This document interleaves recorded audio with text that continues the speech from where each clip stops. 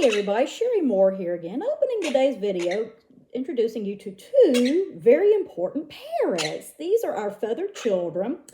We have Zacchaeus here, our golden child. He is a 25-year-old sun conure, and this boy is just joy in a birdsuit. Oh, we love that little boy. Everybody loves Zach. He is such a joy. And this spunky girl here is Bubbles, Miss Bubbles, our blue beauty. She is an 11-year-old Quaker parrot, also known as a Monk's parakeet. She's 11 years old. She's a turquoise mutation. Most of them are green and gray, but she is our little blue beauty. So we have today with us Zacchaeus the Great and Bubbles the Beautiful. That's right. Now today I'd like to follow up on my last video and my last blog talking about inspiration and how to be your best. I talked last week about finding the courage to pursue what you want in life. I wrote a blog entry about the middle of this week on my website that talked about the 3 keys of inspiration to help get you going in that. There is one common question though that comes up, that one but that usually gets in the way. What if life isn't so great right now? What if things are working against you and you just feel like there's not a lot of hope and you don't even know where to start? Actually, you're at the perfect place to start. When you're down in a hole, there's nowhere to go but up. Best thing you can do is take stock, dust yourself off, and start moving up. Made that sound easy? It's not. One thing I often say is we hit our middle age crisis because all those wonderful plans that we made for ourselves in our teenage years and in young adulthood, usually somewhat derailed by middle age by unexpected circumstances. The diagnosis you didn't expect, the failure you didn't expect, the loss you didn't expect, the betrayal you didn't expect. Things just didn't work out. I could go on all day about things that get in the way, and I tell you, it happens to us all. It happens to 100% of us. The thing that you have to remember is, it's like the personal trainers say on my workout videos. They say, you're stronger than you think. Challenge yourself and your body will respond.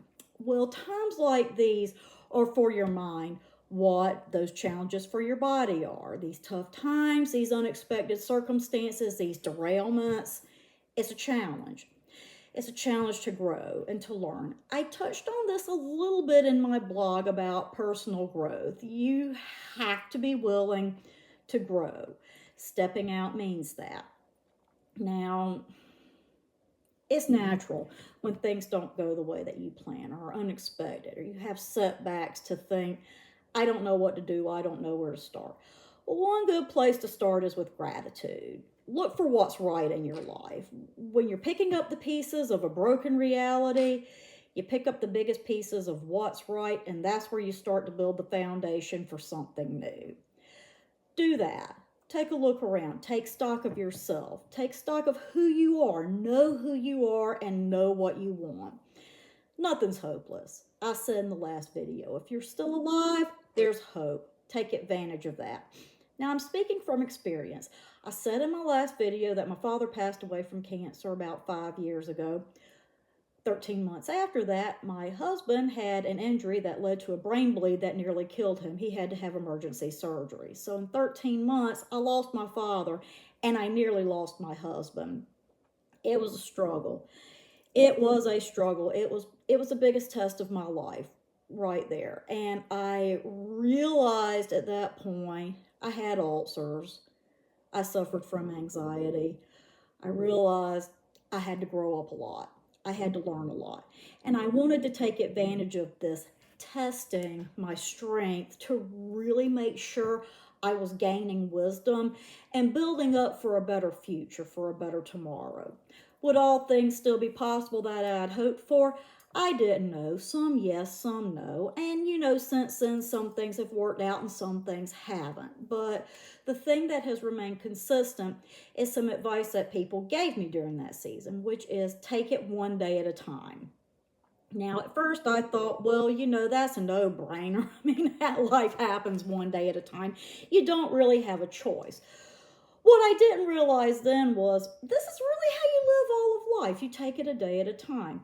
And things really build on each other. The big things are made up of the small things. So the choices that you make every day, the decisions that you make every day really are the foundation and the building blocks for what you're setting yourself up for, to accept future blessings, greater blessings, success. I said that we have a middle-age crisis because we get derailed. We don't figure that into our plans. And honestly, that's not something you need to focus on. Don't think about what might go wrong. It happens. You learn, you build from it. But honestly, you can't live in a state of paranoia. That's no way to be. You really do yourself a favor if you try to expect the best and work hard, and then when those derailments do happen, you're better equipped to handle them. You build on experience. You build that strength that you didn't know was in you. So don't give up on yourself, and don't give up on others either.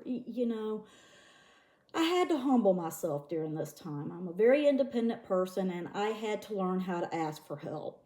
So I would say the foundation, if you're really starting from a low place, mind your health first. Take stock of that. See your doctor. If you need to see a therapist or a spiritual leader or get some sort of guidance, to deal with a life situation, do that too. And don't be ashamed to do it. There's more people in therapy than you realize. I've done it several times throughout my adulthood, and it's almost magic what connecting with the right therapist can do to just really set you on the right path. Sometimes you need that outside perspective to tell you what you're blind to, what you can't see, and what those closest to you can't see. They mean well, and God bless them. We know that they mean well, but sometimes you need to face that broken reality with all of its jagged edges and just bind up those cuts and those wounds and heal and move forward. Now, you need to take care of yourself. And not only seeking the help that you need, but finding the right balance for yourself and knowing when self-care means you need to take a break, give these feelings some time to be heard and to be felt. Obviously, grief, disappointment, anger, frustration. Yet don't squash them. Don't squash your emotions. They're a part of who you are, and you do need to give them their space and deal with it so you can draw that meaning and wisdom out of it. But eventually, you have to do what I do every time I get in a funk. I wind out looking in the mirror after 2 or 3 days and saying, okay, enough of this. It's time to get it right. And as Bubbles likes to say, step up and get moving in the right direction. That's me and my personality. I know not everybody's like that. I would be happy if some of that rubbed off on you, honestly. You've got to know when self-care means a bubble bath and champagne, or in my case, vegging out in front of the Dateline binge with a bowl of beef stroganoff. And you've got to know when that means get up and do the workout even if you don't feel like it. Get up and rewrite 5 chapters even though you've been at work all day. You feel like your eyes are going to fall out of your head if you stare at a screen one more minute. Go do your laundry, run the dishwasher, clean that room. It's a win. It's a win, and that's why I say do it, is you need wins, and even if they're small ones, they count, so use them to your advantage.